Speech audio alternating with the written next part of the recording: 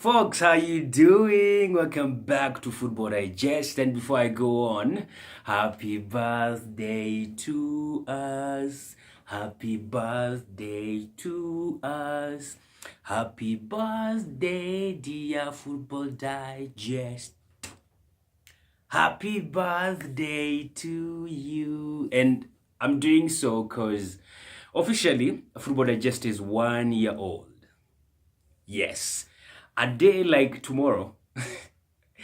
The first episode I did when I seriously decided to do this thing on a serious note, I did it on 23rd October 2017 and today is 22nd. So it's more or less, like a birthday because like watu wenye wako Sydney wako Tuesday.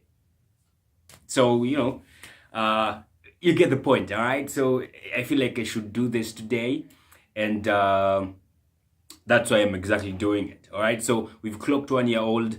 It feels nice. We've made a few steps, not big steps, but few good steps moving forward.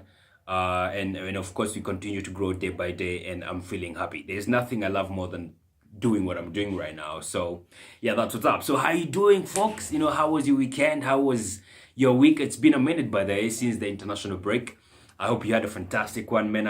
I'm excited. The football is back, and it's back with the bang. Tuko na Premier League, will happen over the weekend. Tuko na Premier League game leo, then kesho kuna Champions League, na kesho kutwa, alafu Thursday tuko na Europa League, alafu back again to Premier League football, man. It can't get better than this. It definitely can't get better than this. And that's what's up. So I just want to talk of what happened over the weekend. And yeah, by the way, umesikia vocal zangu si mbaya sana, sindio? Like, on another day, if I was not doing this, maybe I would be a TPF contestant. Right? But that's water under the bridge. So, over the weekend, of course, we had the big one. We had Manchester United being hosted by Chelsea at the Stamford Bridge. It was definitely going to be a cracker, no doubt about it.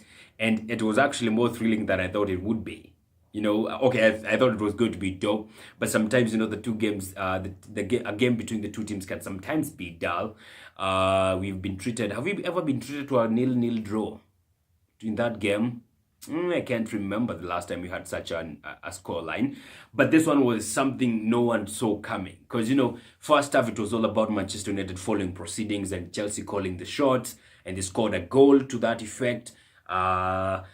Then the second half was a different ball game altogether. That game was actually what people call a game of two halves. Like one half is entirely the home team, the other half is entirely the other team, and boy, they looked like they might walk away with 3 points. Manchester United, they looked like they might walk away with 3 points, and I would have been shocked.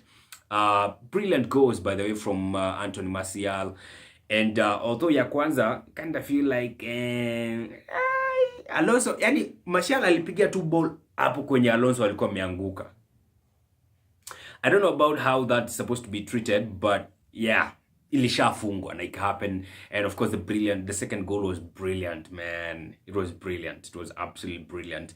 And then of course Chelsea were lucky enough to nick in a draw. And we also, what happened when Mourinho was poked by the assistant coach at Chelsea, man. Ilikuwa ilikuwa design ya nani? Ile design ya Khabib, Nurmagomedov. You know what I'm saying? So it was fantastic watching that. I mean, it's not bad to watch some drama unfolding. It's not that bad, but that's what it is. And of course, I was feeling like Chelsea would have been beaten that game. I honestly didn't think they would nick in a draw. I didn't think they would nick in a draw, but they did, and that's what it is. And it would have been tricky because if they had lost that game, if Arsenal wins today, Chelsea wangekuwa 5th in the EPL. It's that tricky. Now, weirdly, after they won that game, they went to being top of the table. So it's a EPL ni crazy, man. EPL ni crazy. But I have to tell you, one thing that was crazy this weekend was Fantasy Premier League. Man, hii weekend imekuwa disastrous. I can tell you by this is so because, like, globally, in the top 500, the guy who has the highest number of points has 73 points. So far, of course, with the exception of today's game versus Arsenal versus Leicester. He has 73 points. The guy who's top in the whole world, he has so far scored 49 points in this game week 9. Nikubaya. Like, personally, I think I have 39 points. And the only guy who has not played in my team is Torreira. I'm screwed. I put in guys like Mitrovic, they did absolutely nothing. I think he only had an assist. I put in guys like Callum Wilson because he has been tremendous over the last couple of weeks. He didn't score a shit. He didn't score a goal. He got only 1 point. I removed Sane because I was like, wakati Mendy anacheza, Sane hayuko. So I chucked Leroy Sane from my team only for him to score.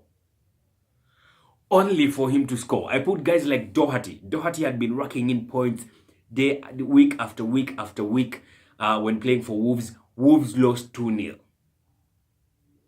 Harry Kane, he didn't score a 10. I think he nilipata points 4 kwake. Pogba, he didn't do shit. Neves, he didn't do shit. Richarlison, he didn't do shit. I mean, the only guys who are lucky here are the guys who had Mohamed Salah. And after what he's been doing the last couple of weeks, you get the feeling like watu wengi walimtoa. So when you walimbakisha ndio kidogo, you know, they got the points. But it's been a crazy game week. Game week 9 imekuwa too crazy. Fantasy Premier League kamenuka vibaya sana this game week. So that's exactly what was happening. Of course, after the Manchester United game, we had games being played at 5, where we had Chelsea, where we had Tottenham being hosted by, or were they hosting? Who was playing at home there? Playing versus West Ham, they won 1-0. A tricky game there. We had Bournemouth playing Southampton, they took out 0-0. We had Wolves playing Watford, they got beat 2-0 at home. I mean, it was a crazy game. We had Newcastle playing Brighton, they lost 1. Newcastle have not won even a single game this season. Then we had Cardiff, of course, playing, which team was that? They were playing Fulham, they won 4-2. Crazy game, you could not see that one coming. And of course, Cardiff got their first win of the season.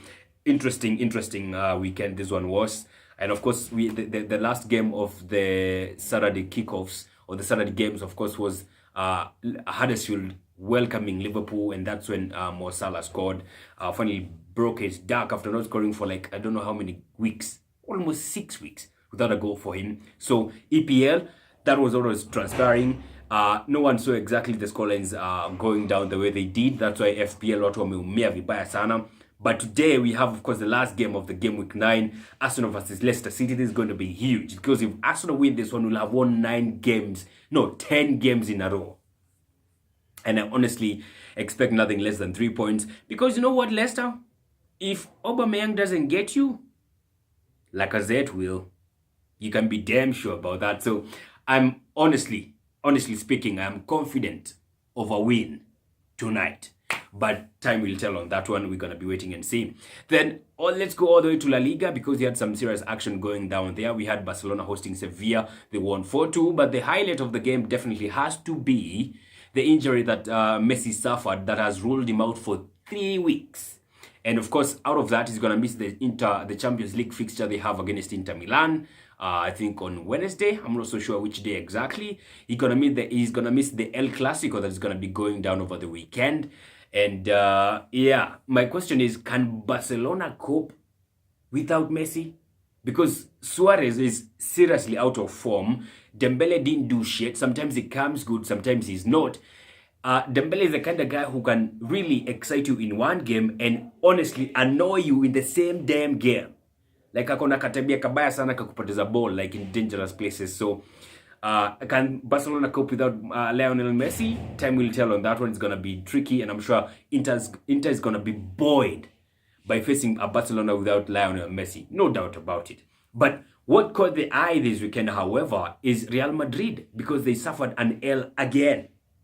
I think that they have not won in their last 4 games, and you have got to get the feeling like something is seriously wrong over there. They're honestly missing Cristiano Ronaldo, and I don't know how they're going to cope with his absence, because they have to. Otherwise, guys like Lopetegui, he is going to go home. This is Real Madrid you're talking about. You don't fail to win in 4 games and expect everything to be easy-beasy over there. There is There's got to be some serious shit going down over there, and time will tell on how long Lopetegui can stay there, or is he gonna get fired? I don't know. It's gonna be interesting. Since their 3-0 loss to Sevilla, they have not won a single game. They have only scored 1 goal in 4 matches. 4 matches. That is Los Blancos you're talking about, not just some other silly busy team. So there's something wrong. Jesus, something wrong going down over there, and they're going to be waiting over the coming weeks to see how exactly they're going to cope with that. Of course, they have a Champions League fixture this week, so still, all eyes are going to be on Real Madrid to see if they can get over their recent poor form, because it's been absolutely poor, for lack of a better word. Where the action was, however, going down, serious action besides the Chelsea versus Manchester United game, was definitely in Serie A, because you had the Derby della Madonnina going down, Derby di Milano, or if you like, Milan Derby. And of course, Inter Milan were playing AC Milan at the San Siro. And I gotta tell you, man, it was a dope game. I watched all of it, and it was interesting. It was a high-octane fixture. End to end, and sometimes when a game is that crazy or that dope, we expect to see number of goals, but that was a 1-goal kind of game, and it is just, and that goal was scored in the 90th minute, I think, in the 90th minute by Mauro Icardi, and it was being treated like a contest between Mauro Icardi versus Gonzalo Higuain. The two guys always, they contend for a spot in the Argentine national team. It was going to be like, who's going to walk away the winner here? And of course, Mauro Icardi was a hero at the end of the day. And I gotta tell you, by the way, besides the Manchester United versus Chelsea game, this is the other game that I was looking forward to, and it lived up to every bit of it. It was fantastic. I absolutely enjoyed it. I gotta tell you, it kind of made me forget that Arsenal have not played yet this weekend, because that's the only time I get to enjoy football. But yes, Derby della Madonnina was absolutely fantastic. I loved every bit of it. And of course, Inter now are in the top 4 strongly, and they're going to be buoyed by that win, because they're going to be facing Barcelona this week, so it's going to be something huge for them. We also had Juventus playing Genoa. This is worth talking about, because Juventus did not win, and they were playing in Turin. That is something very odd, because they had been having 100% winning record since the start of the season, and you could not honestly think Genoa is a team that is going to stop Juventus with Cristiano Ronaldo from winning, but they did. They absolutely did, and I did not see that one coming. I'm sure watu wengi walipoteza bet na hiyo story, and it's quite unfortunate. Cristiano Ronaldo scored, and it was a very easy goal, yet he celebrated like it's like a Champions League winning goal. But I don't know how true that is, but I understand that was his 400th club goal. I don't know how true that is. But yes, it's like one of the essence of him chocharing the way he did, like going all up and doing all his damn shit. And it was just an easy goal, just an easy tap in against Genoa. Not a big team though, but you kind of get the feeling like life is becoming a bit difficult for him. It's not as easy as you'd expect. Like Cristiano Ronaldo, I think now he has like 4 goals in Serie A for Juventus. But sometimes he can be slow to start, but have a terrific second half. But we're gonna be waiting to see what exactly is gonna transpire over there. So it's gonna be interesting. It's gonna be absolutely interesting. But my question today is, can Barcelona cope without Lionel Messi, where they're going to face some 2 serious opponents over the next couple of days? I think they'll struggle. But I mean, what do I know? You can never be too sure about these things. And of course, time will tell. By Monday next week, tutakuwa tunajua kama wanaweza toboa ama hawawezi. All right? Like I always say, if you're watching this on YouTube, don't forget to like and subscribe. If you're watching this on YouTube, you're on Facebook, you can also go and like and subscribe to our YouTube channel, because very soon we might be moving. We will, not might. Very soon we'll be moving to YouTube, and you can go and be watching our stuff over there. All right, that's all I have for you today. Let's wait and see. Arsenal versus Leicester game is gonna be dope, and you can be sure we're walking away with 3 points, no doubt about that. And it's gonna be dope. It's gonna be crazy. Let's get ready for the Champions League, and European action is gonna be going down this week, and it's gonna be fantastic. All right.